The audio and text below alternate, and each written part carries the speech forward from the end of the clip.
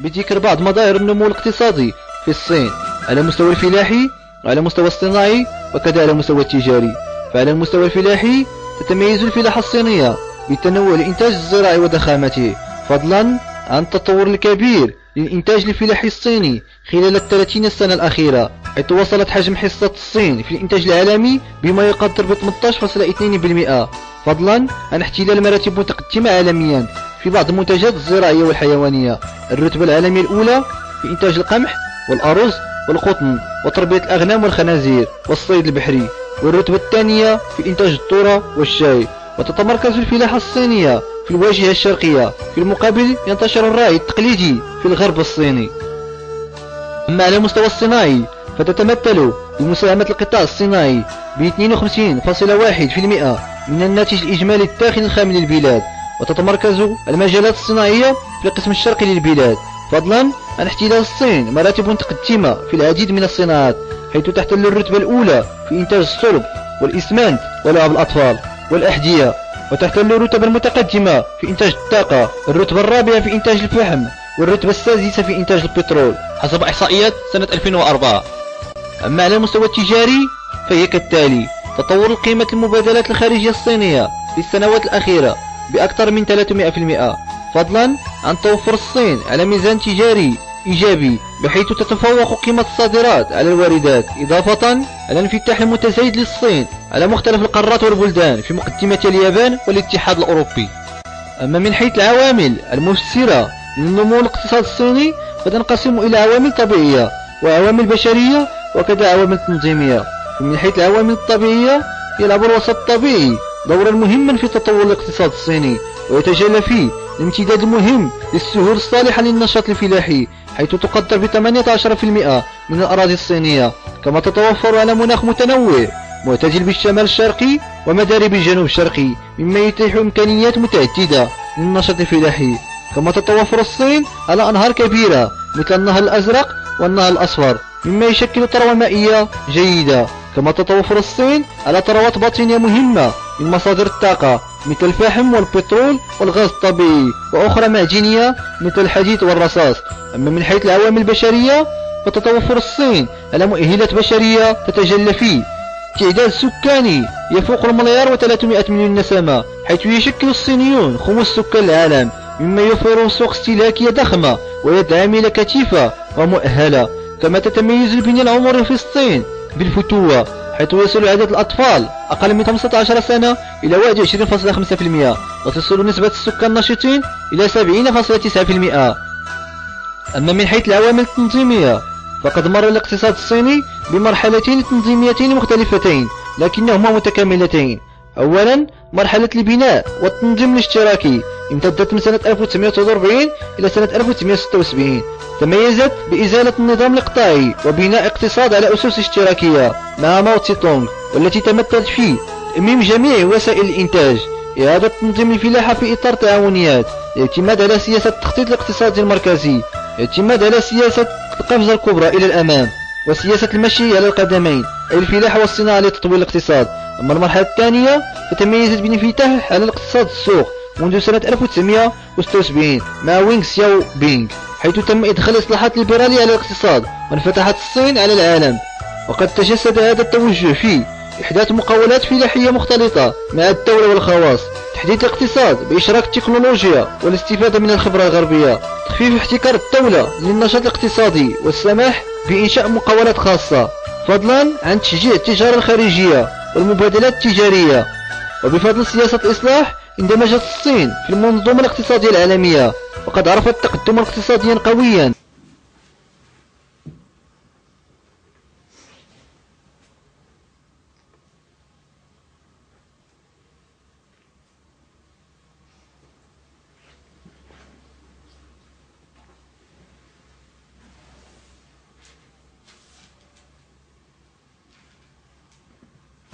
On commence.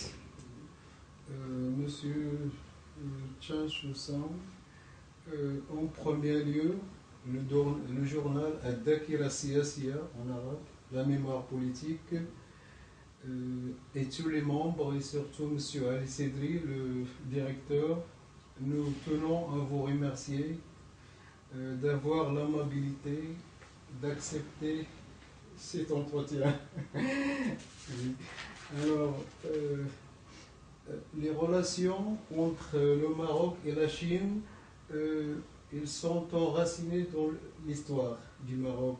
Depuis le XIVe siècle, je crois, avec le voyageur Ibn Battuta, marocain Ibn Battuta. Le Maroc, c'est le deuxième pays africain à avoir établi des relations diplomatiques avec la Chine après l'Égypte. Et c'était en 1958 exactement. Et l'ouverture des ambassades était en 1960, surtout à Pékin, la capitale. La visite royale de Sa Majesté en Chine était en février 2002. Après, succédé par la visite du président de la Chine, Hu Jintao, en avril 2006. Dès lors, les relations bilatérales ont connu un grand succès dans presque tous les secteurs. Et ça a aidé à développer les relations économiques et commerciales entre le Maroc et la Chine. Beaucoup d'accords ont été signés entre le Maroc et la Chine, et certains projets ont vu le jour. Il y avait l'accord commercial et économique à Rabat le 28 mars 1995. Il y avait l'accord du transport aérien 1998. Il y avait un autre accord de coopération sportive, domaine touristique, la santé, l'énergie, l'infrastructure scientifique, technologique. De la part du Maroc, il y avait des accords pour exporter les produits marocains comme les agrumes et les fruits. Alors, monsieur l'ambassadeur, première question, on commence. La Chine est devenue un partenaire très important et essentiel dans l'économie mondiale. Pour vous, monsieur l'ambassadeur, quels sont les secrets, ou plutôt les facteurs de cette réussite de l'économie chinoise? Mais voilà, on a parlé toujours de la réussite du développement économique et social de la Chine. On dit en fait c'est une question pour tout le monde. Oui. Depuis seulement trentaine d'années, Oui. mais je dirais une chose, c'est une importante. Par exemple, après la rétablissement,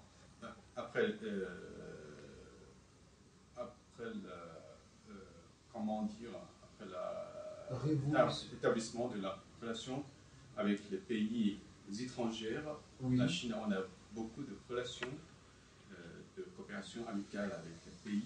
Mais en ce moment-là, surtout à l'année 60, ou bien à l'année 70, 1966. la Chine est un pays fermé. Oui. Mais aussi est un pays en développement, moins développé. Oui. Mais après 76, c'est-à-dire la Chine a pratiqué une politique de réforme et d'ouverture au monde. Oui. Mais on dit que c'est un grand essor du développement économique. Une chose très importante, on a changé la mentalité du peuple. Ah, oui. C'est-à-dire, il faut édifier un pays développé. Il faut apprendre les expériences qu'on a déjà réservées des pays développés. Dans ce cas, nous devons bien travailler avec tous les pays. Des pays développés, des pays en développement. On voit le développement. Oui. Cela, c'est très important. C'est-à-dire, il faut d'abord la changer la mentalité. La première. La deuxièmement, on doit pratiquer une politique d'ouverture. L'ouverture, c'est-à-dire, on doit bien prendre quelques mesures d'attirer les investissements étrangers. Dans ce cas-là, la Chine, on a construit quelques zones spéciales économiques, par exemple le Shenzhen. Avant, c'était un petit village de pêcheurs, tout petit, mais pour le moment, c'est une grande ville, bien développée, bien connue dans le monde. Mais ça, c'est très important. La deuxième, c'est la réforme. C'est-à-dire, réforme, il faut faire quelques changements dans notre système économique et administratif. Mais c'est important. Il faut bien rétablir le changement de la structure économique. Dans ce cas-là, toutes les institutions gouvernementales doivent travailler avec toutes les institutions, tous les entrepreneurs, toutes les entreprises étrangères. Mais dans ce cas, il faut changer quelques mesures administratives. Et cela, c'est notre, comment dire, c'est notre atout, hein? C'est le démarrage de notre démarrage. Démarrage, c'est bien. Monsieur l'ambassadeur, est-ce que la révolution culturelle de Mao Tse-tung était le noyau, le commencement de cette évolution de votre économie? Mais je dire, la révolution culturelle pendant l'année 60, mais je dire c'est une catastrophe à propos du développement économique. Dans ce cas-là, c'est une révolution, on dirait que c'est la révolution, on a presque détruit tout le système, toutes les structures économiques. L'économie, c'est tout un point. On ne travaille pas. Les élèves n'allaient pas à l'école, ils restaient à la maison. Les ouvriers ne peuvent pas travailler dans l'usine. Les paysans travaillent dans le champ. Tout ça, c'est le problème. On fait la révolution c'est-à-dire c'est la politique. Mais c'est une catastrophe. Mais après la révolution culturelle, il y a un autre grand homme, c'est Deng Xiaoping. Deng Xiaoping, en ce moment-là, il est secrétaire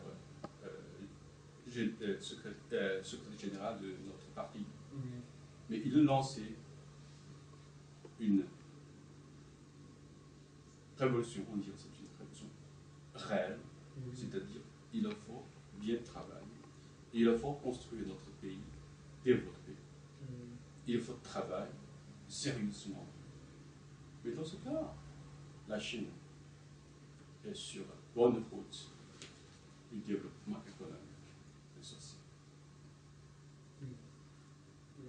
Monsieur l'ambassadeur, retournons aux relations entre le Maroc et la Chine.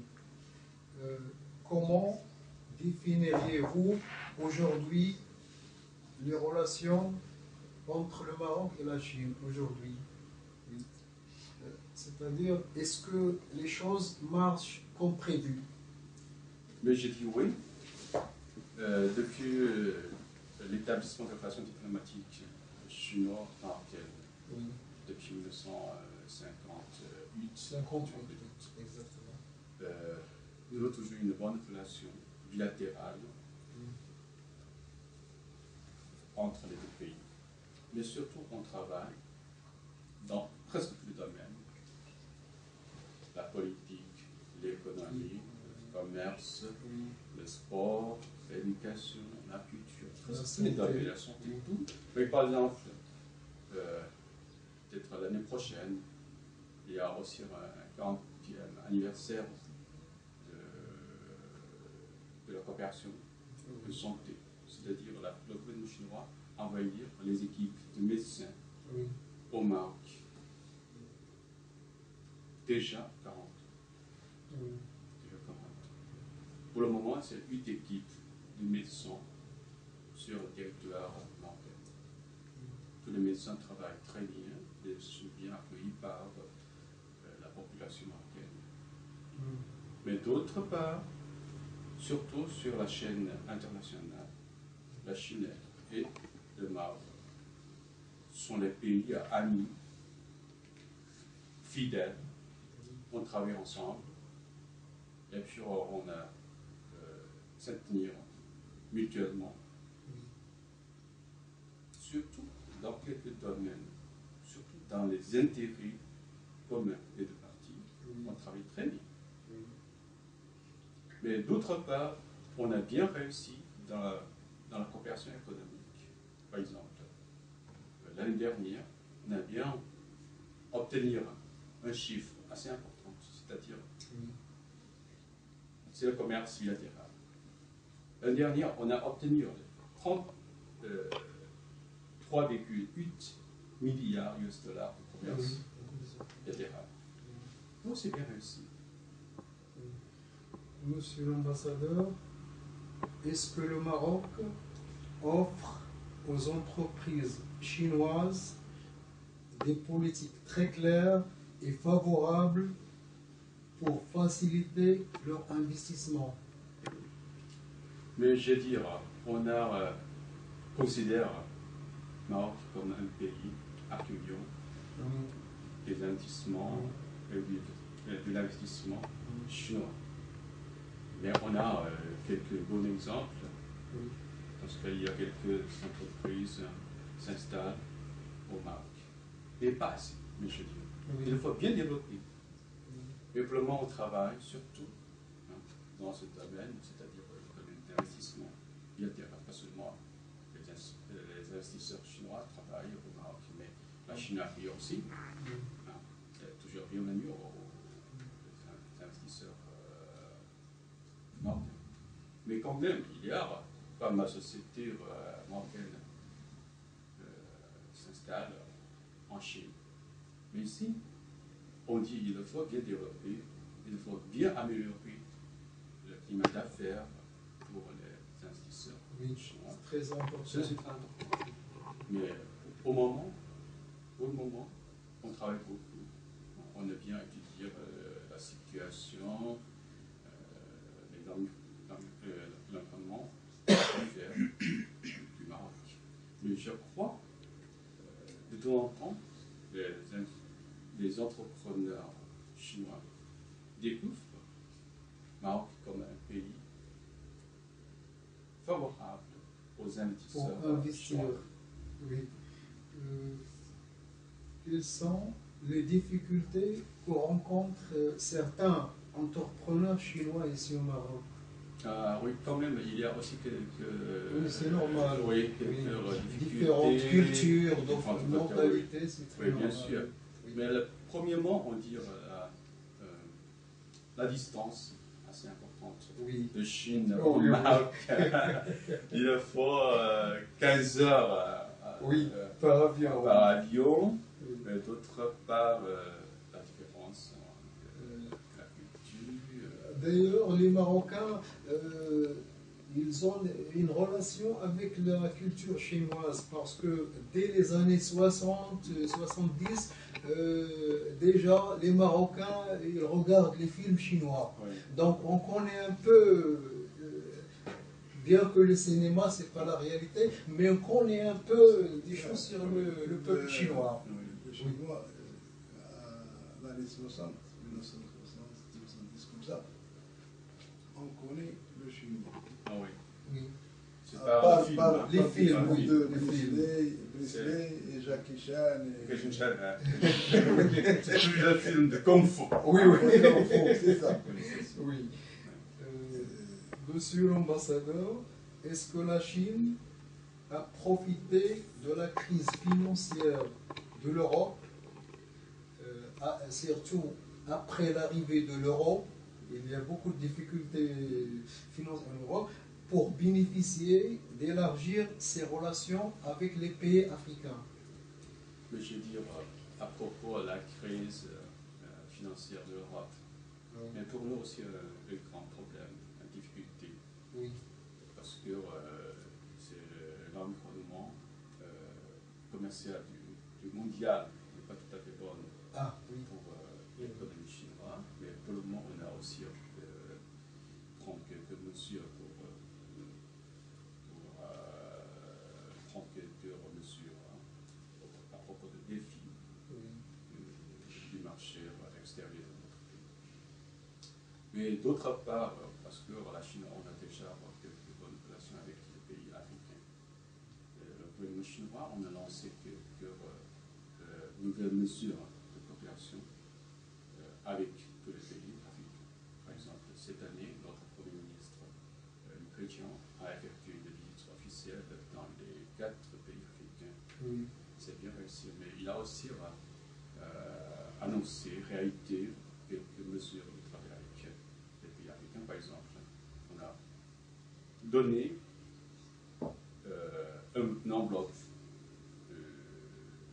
de crédit assez importante.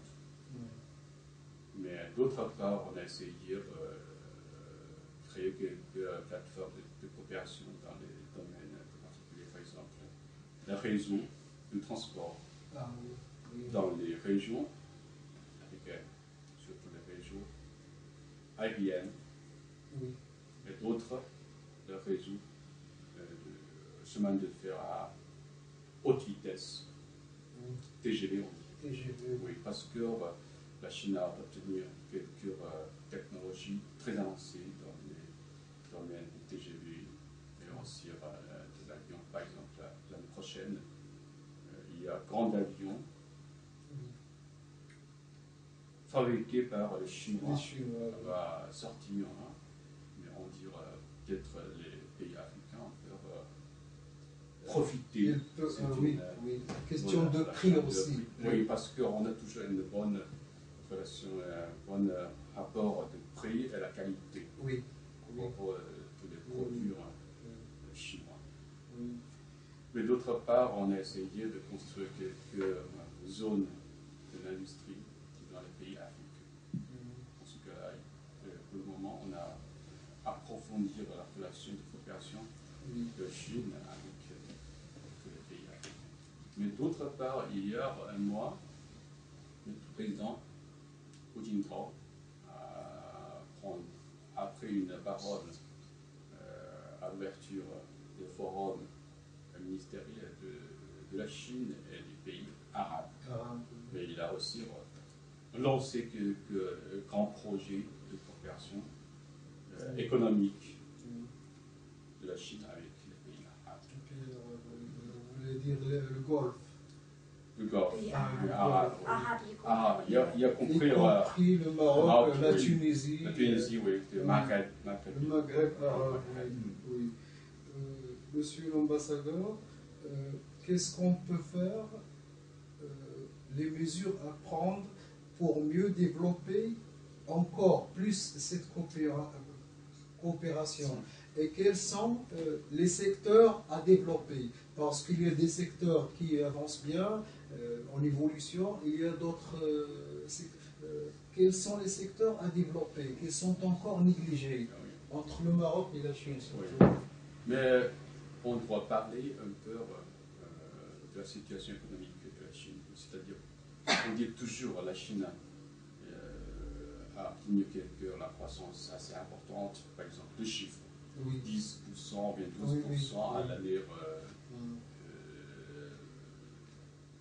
90, comme ça. Mais pour le moment, on a un peu ralenti notre croissance économique. Cette année, peut-être, la première trimestre, on a seulement 7,4% de la croissance économique annuelle. C'est-à-dire qu'il a baissé un peu les chiffres. Mais pourquoi? On a toujours une... Mais pourquoi? Mais on dit, pour le moment, la Chine a rencontré aussi quelques problèmes de la croissance de l'économie. La Chine, le premier problème, c'est la capacité de production dans quelques secteurs industriels, mais assez un peu trop. Par exemple, la sidérurgie, par exemple, de glace, mais aussi, par exemple, le ciment, quelque chose d'un peu trop. Mais il faut réduire la capacité de production de quelques secteurs industriels. Comment faire? Il faut déplacer notre capacité de production dans les pays en voie de développement. Mais je crois que c'est une stratégie de l'investissement au pays en va vivre. C'est de notre idée, de notre plan, de notre politique. Mais dans ce cas-là, pour les pays africains, surtout, il est bien accueillir tous les investissements industriels. Parce que pour les pays africains, surtout moins développés, il pousse quelque l'industrie. On est toujours dans l'orientation de l'industrialisation du pays. Mais c'est très important. Dans ce cas-là, on peut travailler surtout dans les investissements industriels. Mais ici, Maroc, c'est aussi un pays, on dirait c'est un pays très important pour la Chine. Oui. Parce que la Chine, La le Chine, Maroc, et vice-versa. La Chine aussi, c'est plus important pour le Maroc. Le Maroc se trouve une pouvoir géographique Très stratégique. très Oui, important. oui. Il est lié les pays africains terrestres, il y a aussi lié les pays européens, surtout l'Europe terrestre. Il y a aussi le Maroc a déjà signé en 1955 l'accord de libre-échange avec les pays étrangers. Et bien sûr, on a déjà une bonne relation de travail avec dans le domaine économique. Mais puis, il faut bien travailler de plus, surtout améliorer l'environnement dans le macroéconomique. Par exemple, comment améliorer toutes les politiques, les situations, les environnements favorables pour les investissements chinois. Et c'est ce point. Mais on a parlé beaucoup, par exemple, les deux côtés, la Chine et le Maroc. On a discuté quelques mesures plus concrètes pour accueillir les investissements chinois. On a déjà commencé à discuter quelques accords qu'on a préparés pour la signature. Le point fort du marché des entreprises chinoises, c'est-à-dire qu'ils s'adaptent à tous les marchés. Parce que le Maroc, dans les années 70, on avait des relations seulement avec la France. Alors les produits français sont plus chers. On n'avait rien. Avec l'arrivée des produits chinois, alors ça a facilité beaucoup de choses. Oui. Oui. Je comprends très bien parce que... Et les gens achètent beaucoup les produits chinois. Mais surtout, mais je veux dire, la Chine fabrique des produits, presque tous les, comment dire, toutes les qualités, tous les prix. Oui. Et très riche, très riche. Mais dans ce cas-là, les produits s'adaptent bien aux moyens d'achat. Oui. Le pouvoir d'achat oui. des habitants à Maroc. Oui. On peut beaucoup de choix. Dans ce cas, c'est une bonne chose pour la population marocaine. Mais pour le moment, tous les produits fabriqués en Chine a bien amélioré, pas seulement le prix, mais la qualité aussi. La qualité, oui. Monsieur l'ambassadeur, vu la concurrence très forte dans l'économie mondiale maintenant, quelles sont les mesures et les précautions prises par le marché ou les entrepreneurs chinois pour garder et protéger leurs intérêts dans tous les pays, avec la concurrence mondiale? Quelles sont les mesures prises? Mais je crois, comme un investissement, il pense toujours deux choses. Premièrement, le coût de production. Oui. Le coût de production, c'est très important. On a choisi quelques endroits pour l'investissement. Il faut pencher la main-d'œuvre, tous les facteurs de production. Le premier, c'est main-d'œuvre qualifiée et moins chère. Premièrement. Deuxièmement, c'est le prix de matière première. Mais d'autres choses, surtout le marché. Il y a 50 marchés pour sa capacité de production et toutes les mesures qu'on apprend pour bien s'adapter au marché local. Et ça, c'est très important. Mais tous les entrepreneurs chinois, ils pensent le climat ou bien l'environnement favorable ou non, ils pensent toujours les deux choses, le coût de production et le marché. Mais ici, on dit, par exemple, le Maroc comme un pays d'investissement, mais assez favorable, je dis, pour les investissements chinois. Premièrement, tout à l'heure on a dit à la Maroc qu'il y a une nature géographiquement stratégique. C'est un marché pour développer plus grand, pour quelques régions dans le pays africain du Nord, mais aussi les pays d'Afrique ouest. On peut entrer aussi dans le marché européen. Mais d'autre part, ici, on a c'est la Loire, c'est la mesure administrative assez complète. C'est une protection de l'investissement plus importante. C'est la région juridique assez complète, ça c'est très important. Mais aussi, c'est l'administration. Mais aussi, c'est très important.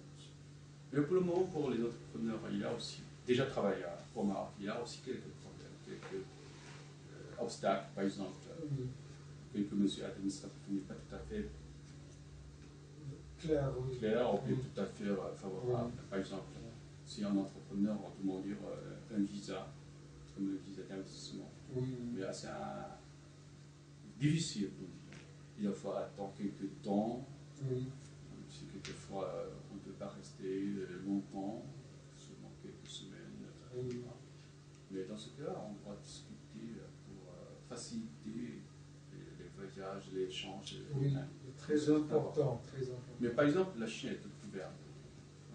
N'importe quel Marocain qui veut faire un voyage, ou bien qui travaille, ou bien faire des études en Chine, c'est plus facile.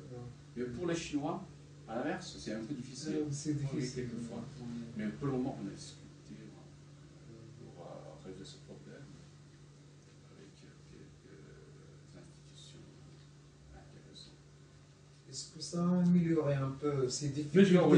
Oui, on a déjà quelques mesures, quelques progrès. Oui, on a, par exemple, pour le moment, pour les investisseurs, on peut obtenir un visa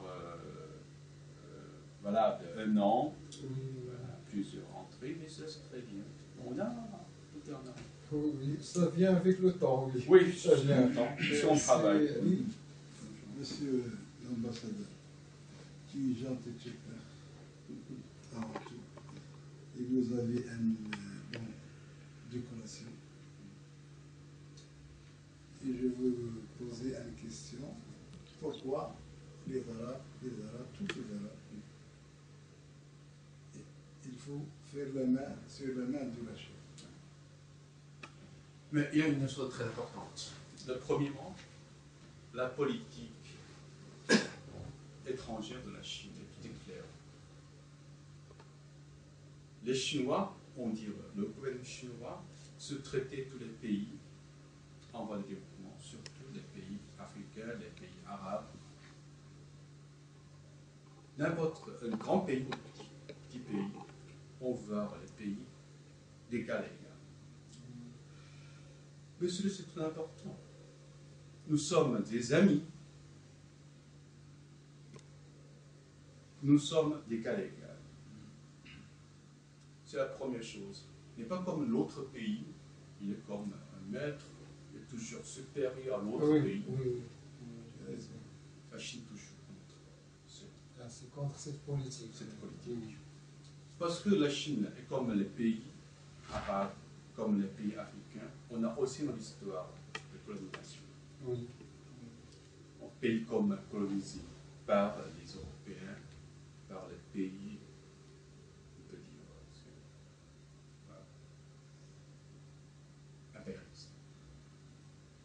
Je vais vous poser une autre question.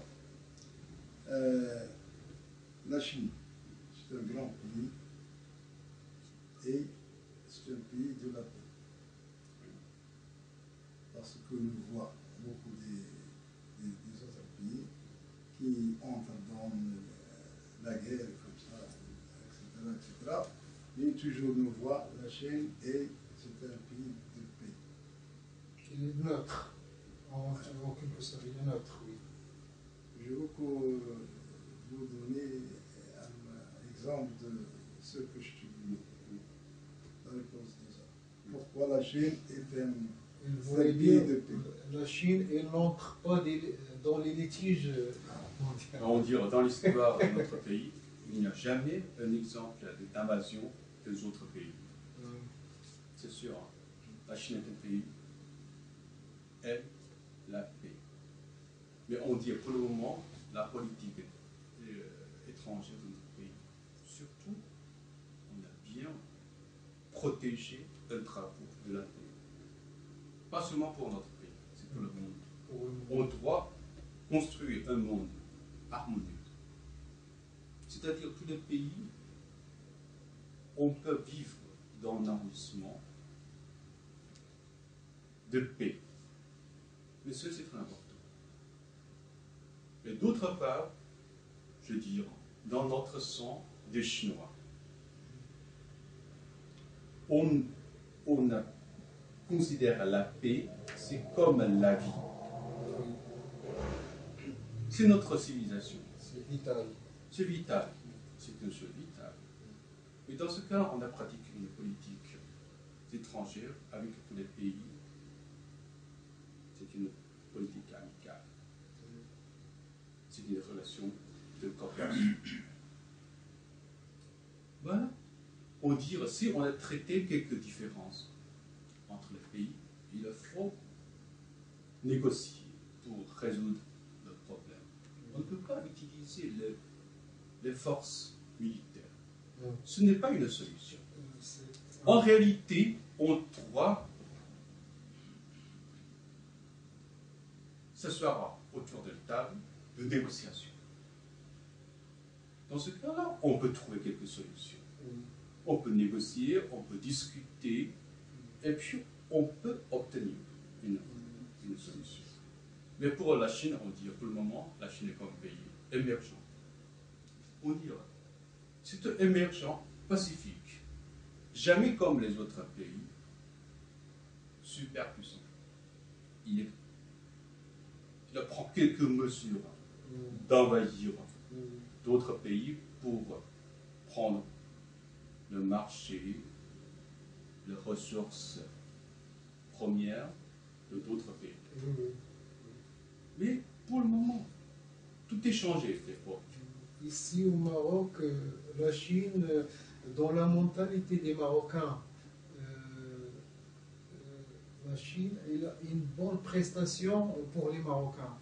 Par exemple, si vous parlez de la Grande-Bretagne ou bien des États-Unis, pour la Chine, c'est très différent. Ce que pensent les Marocains de la Chine, ils respectent beaucoup les Chinois plus que... D'ailleurs, vu la colonisation française et ce qui fait maintenant les États-Unis de le monde, tous les êtres humains n'acceptent pas ça, mais surtout les Marocains. Si je veux valoriser comment les Marocains pensent des Chinois. Et d'ailleurs, vous êtes toujours dans le veto. Et ça fait plaisir aux Marocains, toujours. Ce que nous pensons, la Chine, c'est un pays, je te dis, de paix. Il cherche pour vivre. La coexistence. La vie du peuple, la vie du monde entier, la vie, pour de vivre. Pas entrer dans quelque chose qui est mal. Elle cherche les bons. C'est ça la Chine. Le grand pays, il a des valeurs, il a des hauteurs, la Chine. Je ne prends pas beaucoup de temps dans votre temps. Tu es gentil, tu plains, monsieur l'ambassadeur. Je crois que la prochaine fois, on va faire avec vous un interview mieux que ça. Avec plaisir. Donc cet entretien s'est basé beaucoup sur l'économie. On s'est éloigné un peu de la politique. Oui. Alors, de la part de tous les membres du journal, nous vous remercions tous. Nous remercions l'ambassadeur de la Chine et nous remercions le peuple chinois pour les efforts qu'il fasse dans le monde, que ce soit dans le côté économique et politique. Et on espère que les relations entre les peuples, et surtout le Maroc et la Chine, s'améliorent de mieux en mieux, et que toutes les difficultés se dissoudent. Et comme ça, on crée un monde économique d'entente, loin de la guerre, loin de litige. Alors, merci beaucoup, monsieur l'ambassadeur. Merci beaucoup, c'est très gentil de votre part. Merci, monsieur. Merci de votre... Restez en position pour... Ah oui, d'accord. C'est comme ça. Oui, d'accord.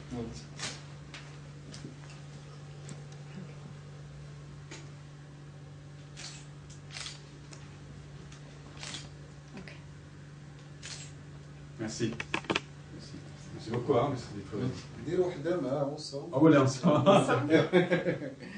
ديروا وحده معاه. وحده طاقم الجريده كامل. اجيو.